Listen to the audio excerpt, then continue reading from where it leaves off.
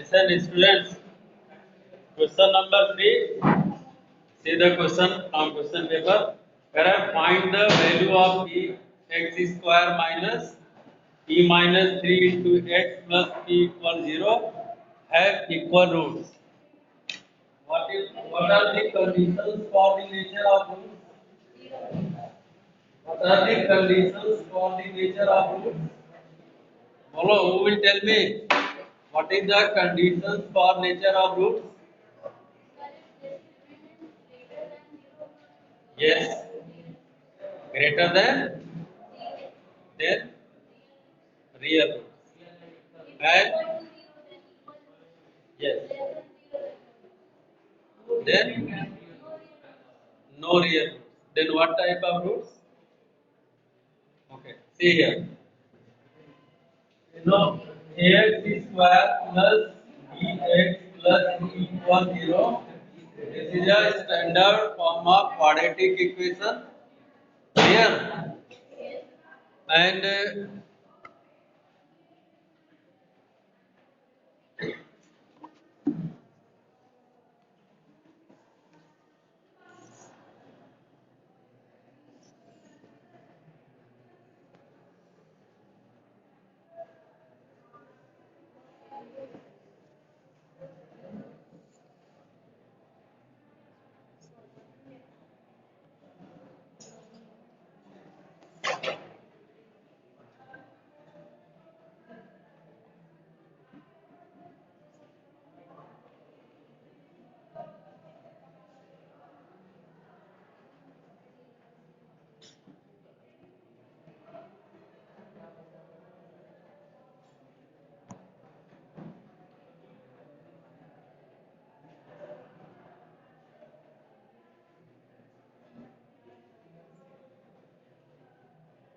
ax square plus bx plus c equals 0 is a standard form of quadratic equation, and since there is highest 2 degree, so there are two roots.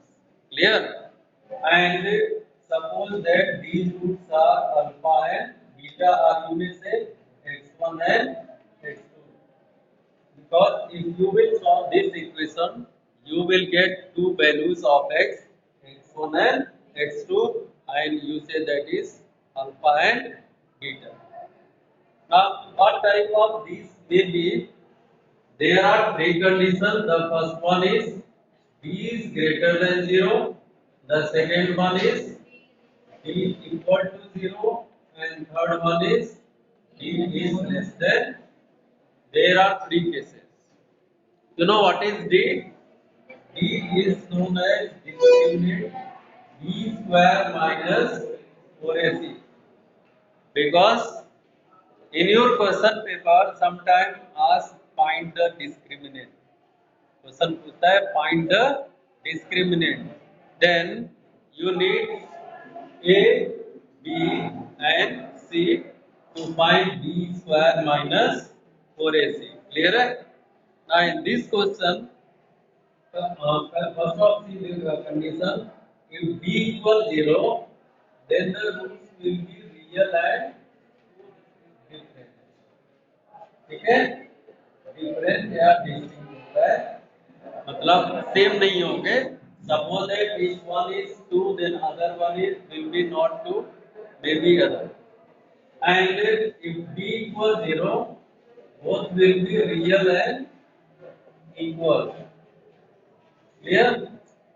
But if b is less than 0 means negative. D means negative. Less than 0 means negative. Means if you will find the value of b square minus 4ac, total will be negative. And in that case, that is imaginary. Imaginary, and the number which is in under negative square root of numbers are known as imaginary number. Suppose that minus under root 3, sorry, under root minus 3.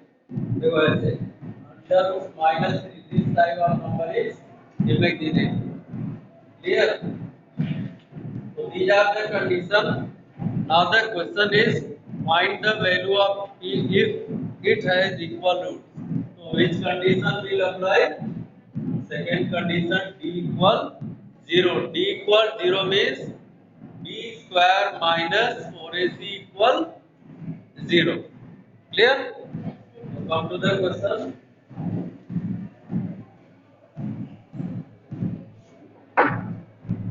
X square minus x t minus 3 t minus 3 into x or plus t equal 0.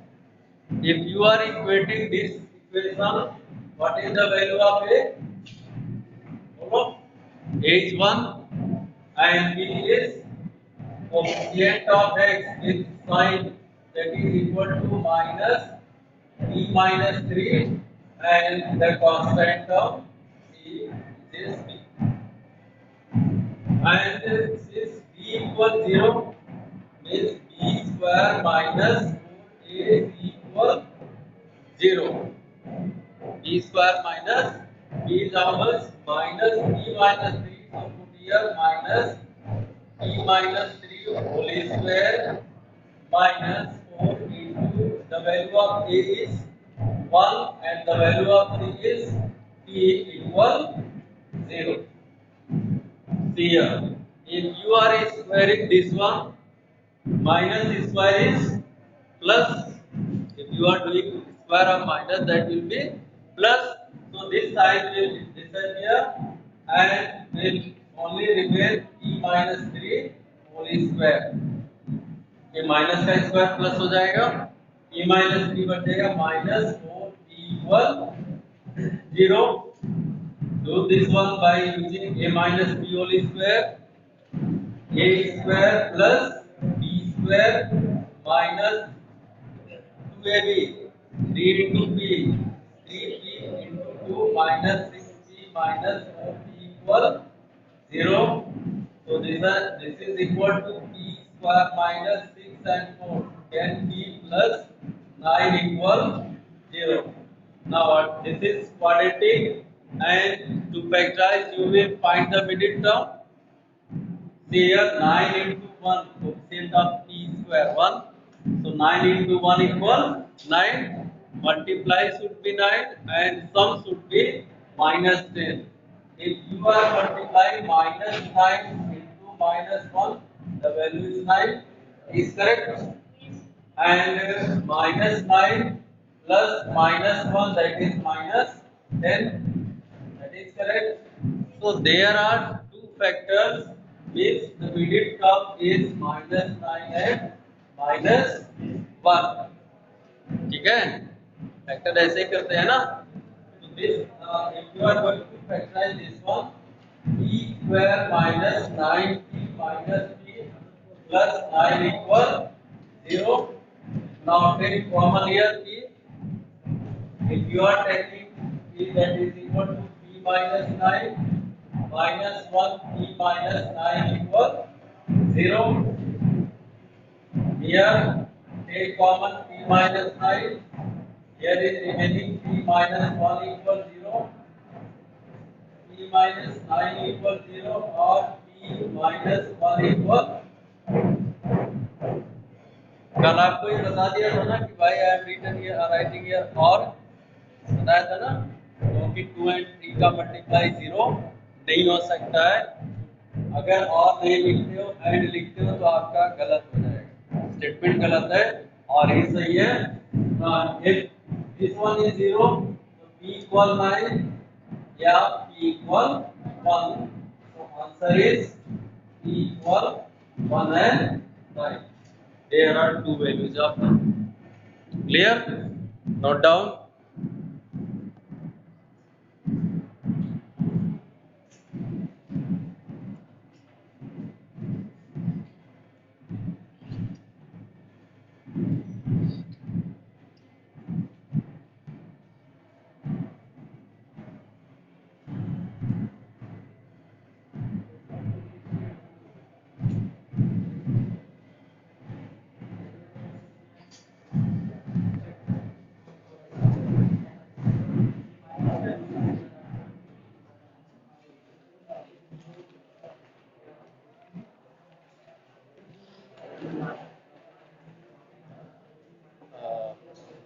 रब करें।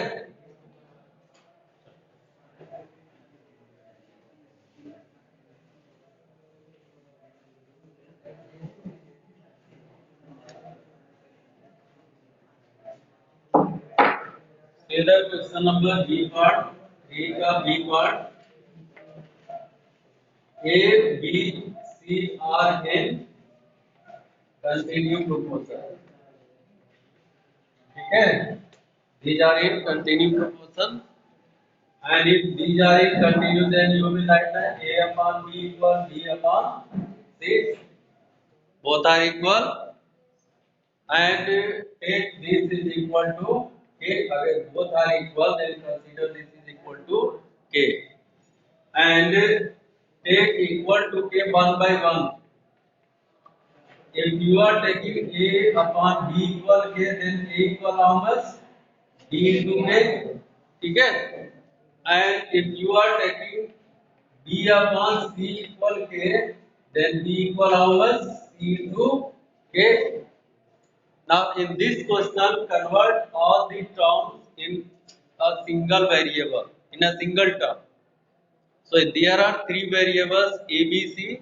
So convert all in c and k.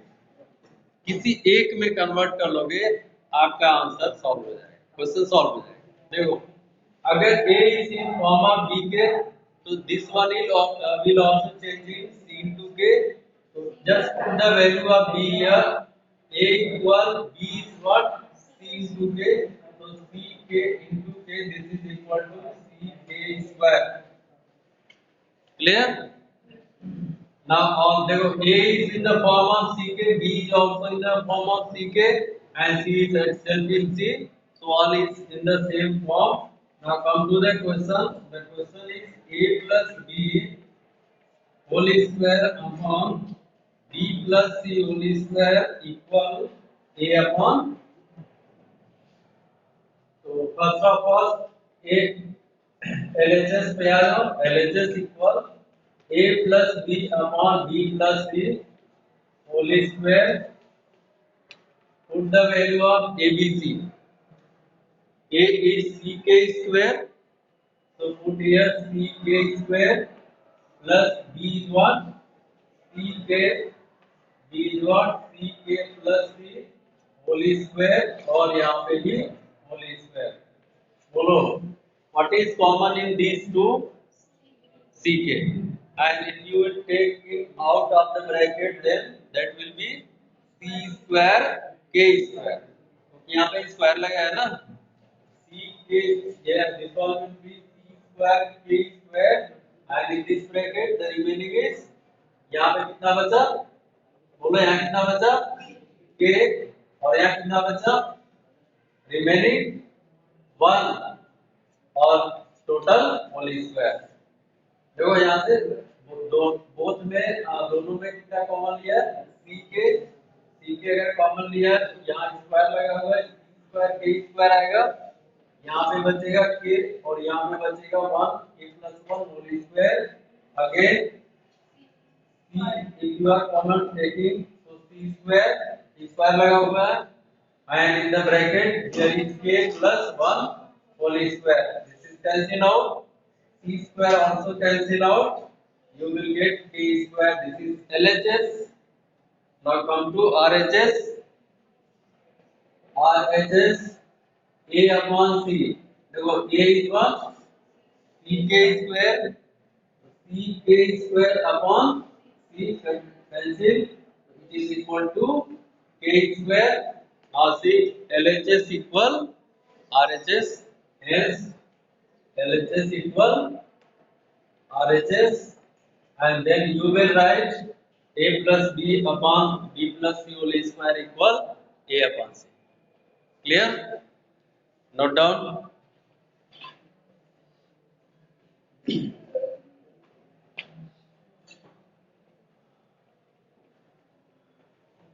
Do fast.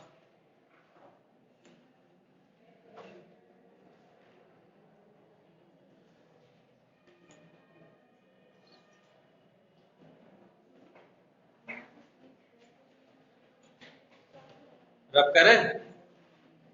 चल में question का जवाब नहीं दे रहे हो।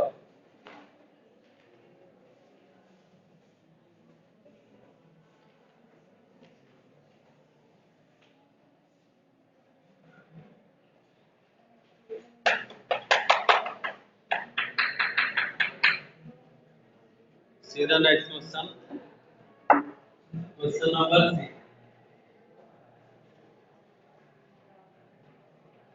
There is 2.25 and q4 minus 3. Now what is the slope of this line? Slope of PQ equal y2 minus y1 upon x2 minus x1. y2 is what? Minus 3, y1 5, x2 4 or x1 2, minus 8 divided by 2, ठीक है, and this is equal to minus.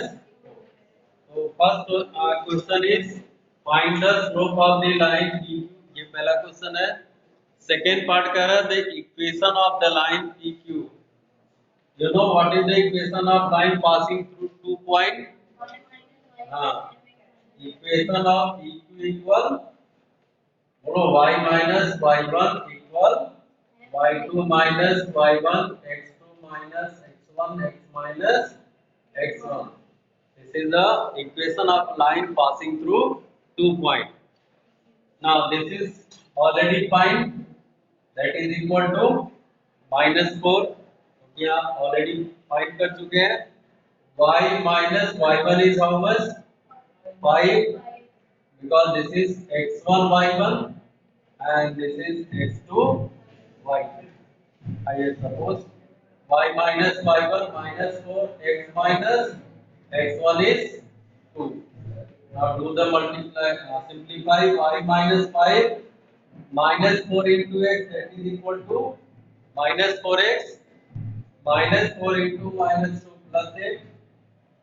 Now transfer this y minus 4x to the left side plus 4x minus 5 plus 8 to the left side minus 8 of minus 5, that is equal to minus 13, and this is 0. This is the required equation of line. Of C. What is the third part? Third part is, the question is, if this line passing through P plus 1, P minus 1.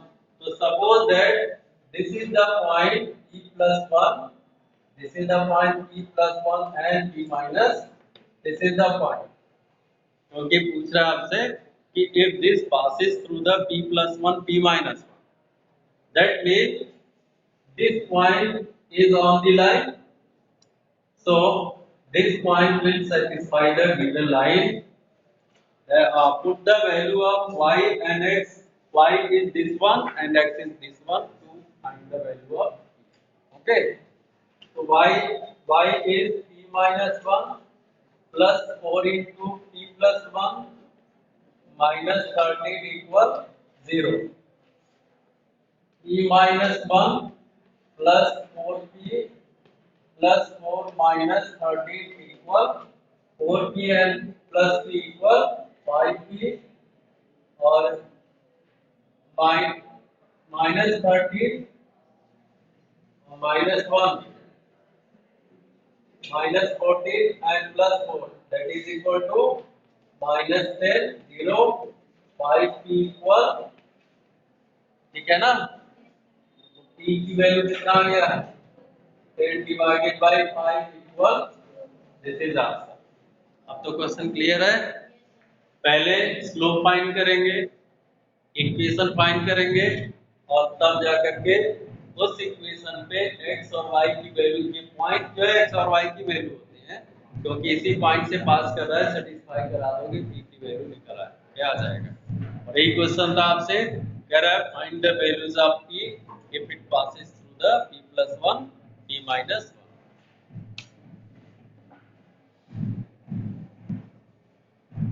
written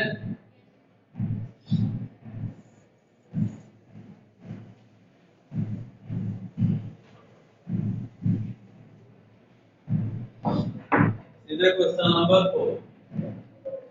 4 में बहुत बच्चों ने mistake किया है और question इतना easy question है, फिर भी आप देखो पूरे एरिया का क्वेश्चन कैसे आता है।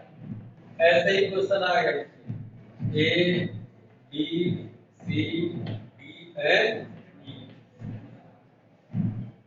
Area this AD is given 25 centimetre, इसका एरिया दे रखा है, और एरिया दिस रीजन ये ट्रेपेजियम है ना, इसका एरिया दे रखा है 25 centimetre square and the value of BC is also given 14 centimetre, this is also given, then we have to just find the value of D is 1। अब जब ratio का क्वेश्चन है, एरिया सिमिलरिटी का question है, तो तब तक question नहीं होगा जब तक आप दो ट्रायंगल को सिमिलर प्रूव नहीं करोगे, तब तक क्वेश्चन सॉल्व नहीं होगा। क्लियर है? तो how many triangles are similar, देखो एक ट्रायंगल ये मिला ADE और दूसरा ट्रायंगल कितना मिल गया ABC। बोलो this is equal to area of this one is 25 centimeter square and area of this one is 25 plus 24। Clear है ना? क्योंकि 25 24 ऐड करेंगे पूरे ट्रायंगल ABC का एरिया आएगा, तो 49 सेंटीमीटर स्क्वायर इसका एरिया आ गया। DE आपसे पूछ रहा है, BC जो है 40 दे रखा है।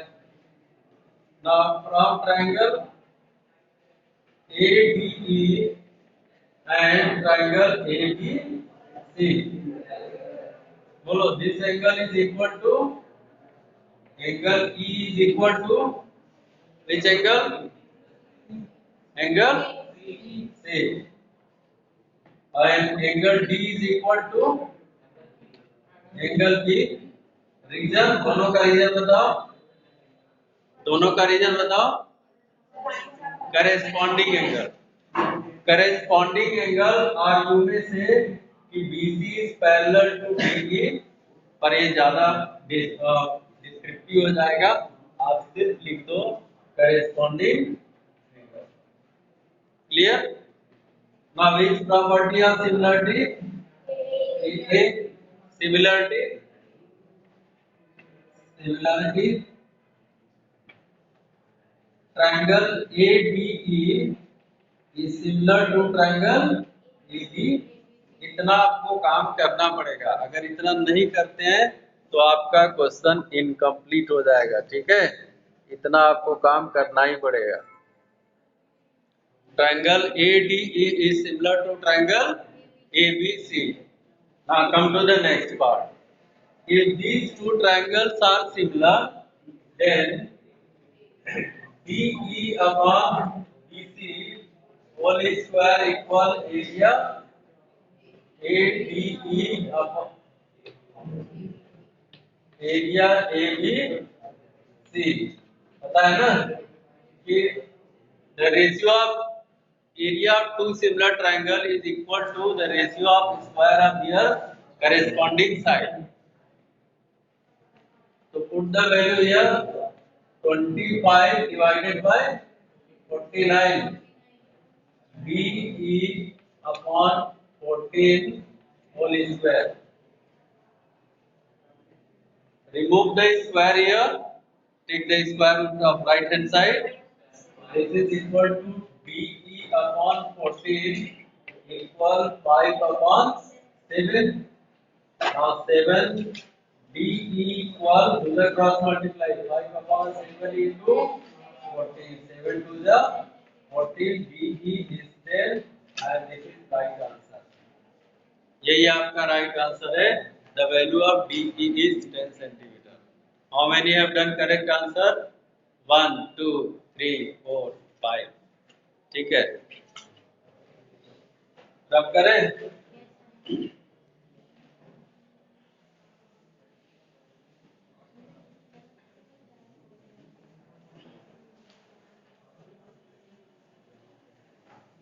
अंशिका, कल एक क्वेश्चन पूछा था आपने कि y 45.5 is not correct actually that is correct. अब इसका रीजन हम बता रहे हैं क्या है, क्योंकि हमने भी ध्यान नहीं दिया था। हाँ, देखो वाई इट इज करेक्ट, क्योंकि मोड जो है, मोड एक्चुअली काउंटिंग नंबर है, पर यहाँ पे क्वेश्चन केसेस दूसरा है। क्वेश्चन समझना, अगर हम कहते हैं डेली वेजेस, डेली वेजेस, ठीक है, और number of worker, number of worker, समझना क्वेश्चन को, डेली वेजेस और नंबर ऑफ वर्कर्स, क्योंकि क्वेश्चन भी यही है। तो जब प्लॉट यहाँ पे करेंगे तो एक्स एक्सिस पे क्या आएगा, डेली वेजेस आ रहा है, daily wages are in rupees, in rupees, and if you are taking here this is 30.5 suppose that, and so on अभी बता दें ऐसे मतलब चल रहा है। अब नंबर ऑफ वर्कर्स इसमें जा रहा है, ठीक है, तो आप किसको मोड जो है किसका फाइंड कर रहे हैं, रुपीस का, ठीक, रुपीस का मोड फाइंड कर रहे हैं। तो रुपीस में आप डेसिमल हो सकता है, तो वो 46 या 45 कितना था, 46.5, तो 46.5 रुपीस जो है मैक्सिमम है, मतलब काउंटिंग में मैक्सिमम है जो वर्कर्स को देने हैं, तो इसलिए वहां पे डेसिमल आएगा। लेकिन अगर यही क्वेश्चन ऐसे देखो, अगर ये क्वेश्चन चेंज कर देता और नंबर ऑफ वर्कर्स कर देता, number of workers, number of workers और डेली वेजेस, डेली वेजेस ऐसे कर देता, ठीक है, और इसको क्लास इंटरवल बना देता 31 टू 35 ऐसे कर देता, बात समझना, जो भी है 31 टू 36 ऐसे कर देता, ठीक है, और इसका फ्रीक्वेंसी ऐसे सीखते हैं, मतलब जस्ट इसका उल्टा कर रहा है।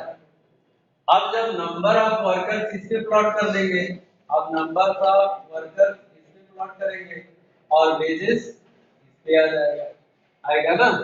अब किसका मोड निकालना है, नंबर ऑफ वर्कर्स का। अब इसमें डेसिमल नहीं हो सकता है, क्योंकि ये नंबर ऑफ वर्कर्स है, तो कोई पॉइंट में तो डेसिमल कोई नंबर पर्सन नहीं होगा, तो इसमें जो है काउंटिंग नंबर ही एग्जैक्ट आएगा, इस चीज को ध्यान, ठीक है। कल नहीं, डेसिमल आएगा ही नहीं, पहली बात तो डेसिमल आएगा ही नहीं, वो डेसिमल इसी वाले केस में कल हम ध्यान नहीं दिए थे, अभी जब क्वेश्चन आया तो क्वेश्चन माइंड में था मेरे कि जब किसका आप मोड फाइंड कर रहे हैं, ये देखो, जैसे वेट इन किलोग्राम, ऐसे क्वेश्चन आता है वेट, तो अगर वेट को प्लॉट कर रहे हैं तो डेसिमल में आ सकता है मोड, लेकिन अगर वही नंबर ऑफ स्टूडेंट्स का, नंबर ऑफ, देखो वेट यहाँ पे है, नंबर ऑफ स्टूडेंट्स यहाँ पे है, तो वेट डेसिमल में आ सकता है मोड, लेकिन अगर नंबर ऑफ स्टूडेंट्स इस पे ले रहे हैं क्लास इंटरवल और वेट इस पे जा रहे हैं वाई एक्सिस पे, तब नंबर ऑफ स्टूडेंट डेसिमल में नहीं आएगा, वो एग्जैक्ट जो है नंबर में आएगा। तो प्लॉटिंग करते समय इस चीज को ध्यान देना कि किसका प्लॉटिंग कर रहे हैं, नंबर का प्लॉटिंग कर रहे हैं या किसी पर्टिकुलर अमाउंट का जो डेसिमल में हो सकता है। तो योर आंसर इज करेक्ट, ठीक है। 46 शायद एग्जाम्पल में दे रखा है ना, बुक का क्वेश्चन है ना, एग्जाम्पल। चलो फिर आप देखो क्वेश्चन नंबर 4 का B, under root 1 minus cos a upon 1 plus cos a। In this type of question, we have to just remove the square root to do the simple, ठीक है।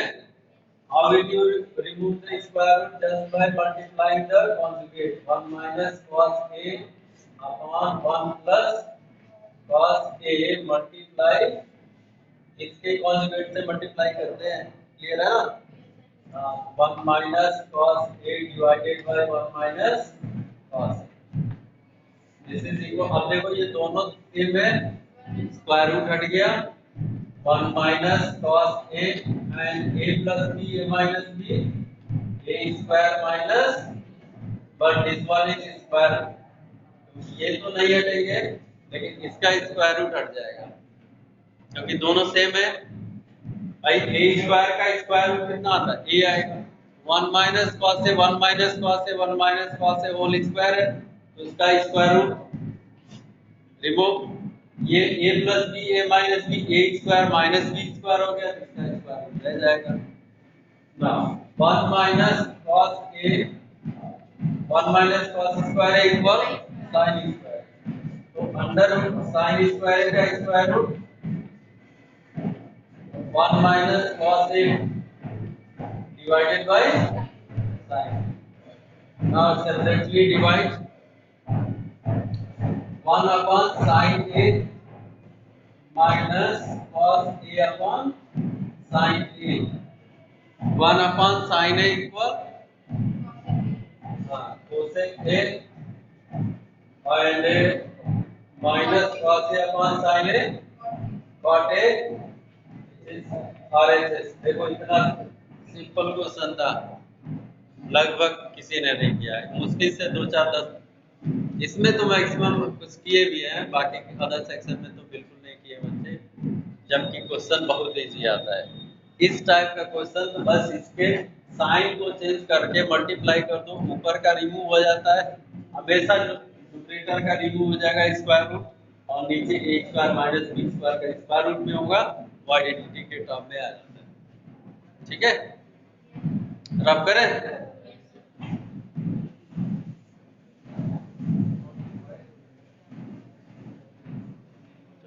आगे क्वेश्चन पे आना, क्वेश्चन नंबर 3 में। हाँ, इसमें lesson first time ऐसा हुआ है कि अब तक आपका जितने भी पेपर्स दिए गए हैं उसमें कंटिन्यूअस डेटा नहीं दिया गया है, और बोर्ड में आपका लगभग कंटिन्यूअस डेटा ही आता है। यहाँ पे डिसकंटिन्यूअस दिया हुआ है। डिसकंटिन्यूअस का मतलब हो गया, देखो 31 से 36 है, 37 से 42 है, 43 से 48 है, 49 से 54 है, और 55 से 60, और 61 से 66। तो बिल्कुल इसमें 1 का डिफरेंस चल रहा है, 1 का डिफरेंस चल रहा है। तो आपको जब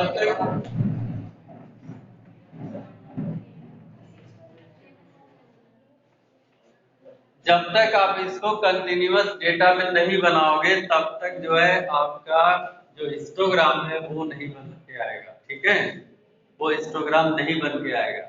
तो इसके लिए क्या करोगे, आप जानते हो ना, एडजस्ट फैक्टर कितना 0.5 मल्टीप्लाई माइनस एंड 40.5 प्लस, तो हियर इज बोलो 13.5 और इधर 36.5, 36.5, 42.5, 42.5, 48.5, 48.5,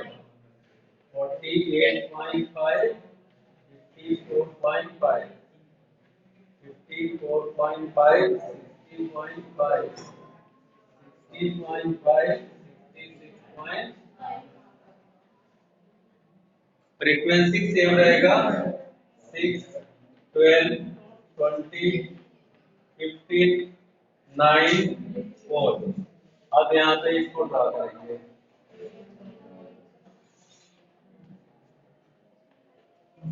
ठीक है, ड्रा करने के लिए देखो आप, इनमें 6 का इंटरवल चल रहा है, 6 का इंटरवल चल रहा है। ठीक है, but the data is not starting from 0। जो डेटा में 0 का गैप होता है, इनिशियली गैप, उसके लिए आप क्या बनाते हैं यहाँ पे, अगर गैप नहीं है 0 से स्टार्ट है तो 0 देंगे, यहीं से स्टार्ट कर लेंगे। अगर 0 से नहीं स्टार्ट है तो यहाँ पे बनाओगे, अदरवाइज आपका क्वेश्चन डायग्राम कंप्लीट नहीं होगा। ठीक है, बनाए क्योंकि यहाँ 0 से नहीं है। अब जो स्टार्टिंग पॉइंट है इस पे आप 30.5 कंसीडर करो। आपके ग्राफ में 10 स्मॉल डिवीजन का 1 स्क्वायर बिग स्क्वायर होता है, तो सिंपली आप कंसीडर कर लो 10 पे कितना 36.5, 820 पे 42.5, फिर 30 पे 48.5, 54.5, 60.5, 66.5। ठीक है,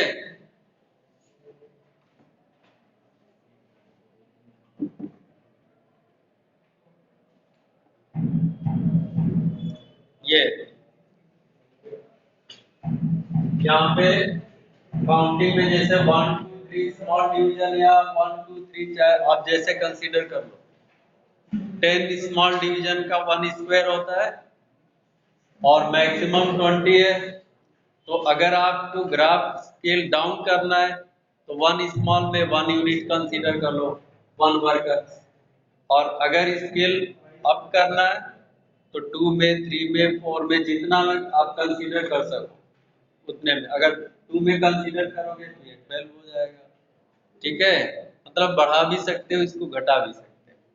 और नहीं तो सिंपली चलेंगे तो यहाँ पे जैसे सपोज दैट कि हमने इसको 10 कंसीडर किया, यहाँ पे स्मॉल 10 डिवीजन, यहाँ से 1 2 3 4, ये आपका 20 आ जाएगा। क्लियर है? अब 6 फ्रीक्वेंसी है, 1 2 3 4 5 6। 6 पे जस्ट इसी के सामने आप ऐसे एक रेक्टेंगल वर्टिकल बनाएंगे ऐसे, ये पहला रेक्टेंगल आपका मिल जाएगा। सेकेंड रेक्टेंगल 12 का है, 10 11 12, 12 पे आप आओगे और इसका रेक्टेंगल ऐसे ड्रॉ करें। 20 है, 20 पे ये रेक्टेंगल आपको मिलेगा। 20 के बाद 12 है, 10 11 12 नियर अबाउट यहाँ पे आएगा, ये 12 बनेगा। 12 के बाद 9 है, 10 के नीचे आएगा, ये आपका 9 है। 9 के बाद 4 है, 4 नियर अबाउट यहाँ होगा, ये आपका 4 ऐसे बन के रेडी है। ठीक, तो पूरे ग्राफ में आपने गलती सिर्फ एक चीज का किया था कि डेटा को कंटिन्यूअस नहीं किया था। एडजस्टिंग फैक्टर लगा दिया होता तो आपका कंप्लीट होता, अदरवाइज यहाँ पे ये आपस में एक दूसरे से अटैच ही नहीं होते, तो मोड कैसे फाइंड करोगे? ठीक है, अब यहाँ से क्या करोगे, just join the corners and सेक्टिंग पॉइंट विल मार्क द कौन सा, अरे मैं हमने कहा हम भी कह रहे हैं कहाँ जा रहे हो। ठीक है, और इसको ऐसे जाएंगे, ये यहाँ पे मार्क करेंगे, ये जो पॉइंट पे मार्क करेगा दैट विल बी मोड। नहीं नहीं आएगा, एग्जैक्ट आएगा, एग्जैक्ट आएगा। पर इस चीज को ध्यान देना, हमने कहा था ना किसको प्लॉट कर रहे हैं, नंबर ऑफ वर्कर्स को या वेजेस को, इस चीज को ध्यान देना। अगर काउंटिंग नंबर में प्लॉटिंग जा रही है, मतलब नंबर जैसे ऐसे इंटरवल दे दिया 0 से 10 वर्कर्स, 10 से 20 वर्कर्स, 20 से 30 वर्कर्स। ठीक है, जब ऐसे जा रहा है तो उसमें नंबर ऑफ वर्कर्स पॉइंट में नहीं आएंगे ना, तो आंसर अपने आप ऑटोमेटिक एग्जैक्ट नंबर में आएगा। और अगर नहीं आ रहा है, मिस्टेक हो रहा है, तो पॉइंट में लिखना भी मत। ठीक है, गलत हो जाएगा।